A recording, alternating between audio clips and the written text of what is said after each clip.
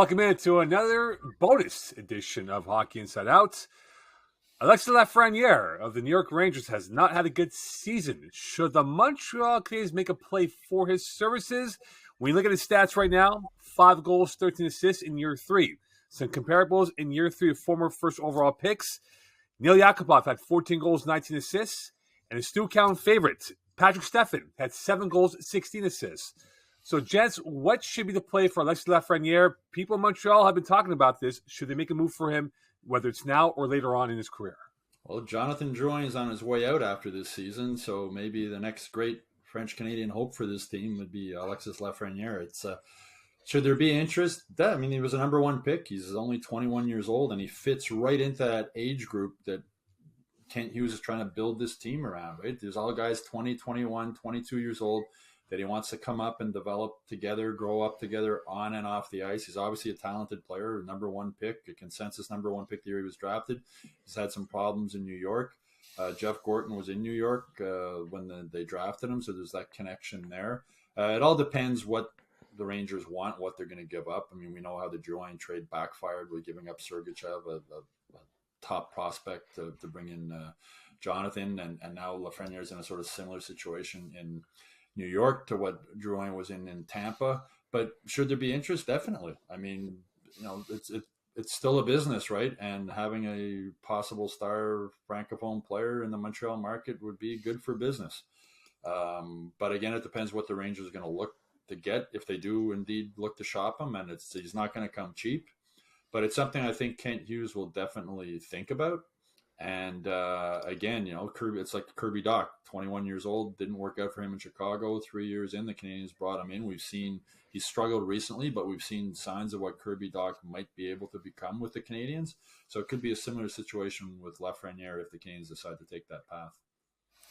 Well, there might be some interest from the management standpoint, but is there any interest in Lafrenière as a French Canadian to come to play in this market?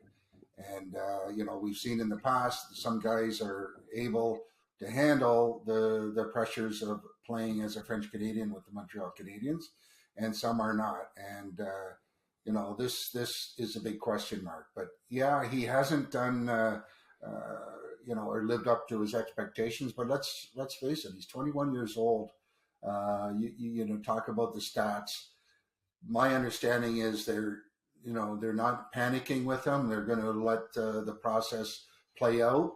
But that being said, I'm sure that, moving forward, that there's going to be discussions as, does he really enjoy playing under Gallant? Is he happy with that scenario that's going on with him not doing what he should be doing? So time will tell, but it's really a tough call. And it's a little bit of a crapshoot when it comes down to acquiring a French Canadian to play in the Montreal market, and I'm sure there's conversations that are going to go on, but time will tell. It's a tough one because as much as you want to have a player like Lafrenière who has that pedigree in your organization, I think right now he's treading that line of things going so poorly that you're worried about what his future is going to be, but his value hasn't tanked yet. So you're going to end up overpaying for a player who's a question mark. And maybe a year from now, you could see it go the other way and he breaks out and then he costs a fortune if the New York Rangers are even willing to trade him at that point, or he's another year down the line and maybe he's a big project now, but a lot cheaper to acquire. I think right now is probably the worst time to trade for him. Just because I don't know what you're going to get at this point. His overall play has taken a deep dive this year.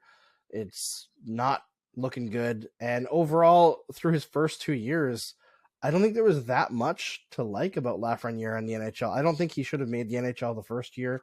The New York Rangers haven't done a great job developing his game. And I like his profile, especially when he was drafted.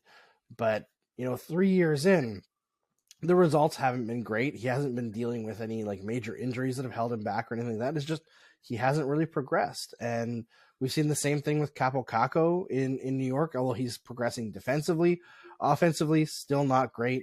So it's a tough situation for both Lafrenière and anybody looking to trade for him because it's a huge question mark right now. Is the talent there? He's not a guy who has like that blazing speed per se that you want on a Marty St. Louis coach team that can really play that like fast attack game. He's also a winger, so like how much are you willing to pay for a winger as opposed to a center? I'm very cagey about it. I don't know if this is a route that the Canadiens should go down, because what are you going to give up? Is it, the Florida draft pick this year, before the lottery, after the lottery, where things have settled? You're not giving up a guy like Suzuki or a guy like Caulfield for him, right? So I don't know. I think we have to wait and see. If the Canes did have interest, it would be in the off season when Jeff Gordon or Ken Hughes have a better idea of what their salary cap situation is, whether they're able to move guys like an Armia, questions like that. But with Lafrenière, is another warning about putting 18-year-old kids in the NHL when maybe they're not ready, and it might hamper their development. I think we're starting to see that right now with Slafkovsky, who doesn't look ready to play in the NHL, and they're keeping him here. I don't understand why they didn't send him to the World Juniors. I think it would have been a great experience for him. It makes no sense to me that they didn't. And 18-year-old kid, his number one pick, he's never really had a bad experience. He's always been the best player, right? And then you get to the NHL and you're maybe not ready. And now all of a sudden that confidence that you've had your whole life, which is one of the reasons why you were a number one pick, starts to diminish. And as a result, maybe your development gets diminished also. So it's sort of a warning again for, rushing guys into the NHL when maybe they're not ready. But again, he's only 21 years old. So you're going to give up on a guy who's 21 years old with that kind of talent. But it'd be interesting to see what happens moving forward, whether more from the Rangers standpoint, even if the Canadiens don't get him, what the Rangers decide to do with him, if they hang on to him or whether they move him to Montreal or somewhere else. To Rick's point, sorry, Rick, to your point with Gerard Gallant being what he is, Andrew, and to your point, Andrew, as well, wouldn't a guy like Lafrenière thrive in a system like St. Louis where they emphasize offense? Well, maybe. Maybe, yeah. Maybe we saw Kirby Dach did for a while, and then he hasn't scored much recently either. It's tough. One thing will not change, and that no matter what systems that you play, is getting this young man to progress on the right path to get him to be the best he can be. And it's tough making these calls on some of these kids and making decisions saying, listen, this guy's not going to be a player, or this guy's not going to be what we expect him to be, and you draw the line on him. So each and every one of these guys takes time. Some take a little more than others. Some make the changes quicker, mature quicker, and can figure out the NHL game much sooner than others. So with the youth of a guy like Lafrenière, you have to really be careful that maybe he's a little bit of a late bloomer. He doesn't have the huge stats that everybody had expected of him, but still he was a first pick. He's got the tools to make things happen. So you have to be careful to not pass judgment too quickly. But they did also try and send a message to him by sitting him out a game, saying, "Listen, not good enough. You're in your third year. Time to get it going. Show us what you can do."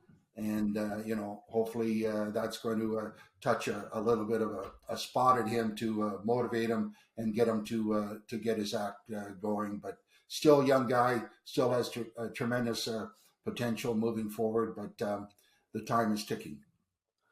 Well, for those who would like to see Lafrenière in a Habs uniform, I would recommend to go on your PS5 on NHL 23 and make a trade through the auto trade mode with that. That'll do for this bonus episode here of Hockey Inside Out. Submit your questions and comments. We look forward to conversing about that on a future episode. And don't forget to like and subscribe and sign up for the newsletter on MontrealGazette.com/newsletters. And for full episodes and bonus content, head on by Hockey Inside Out. On behalf of Rick, Stu, and Andrew, wish you a great week. We'll speak to you soon. Bye for now. Yeah!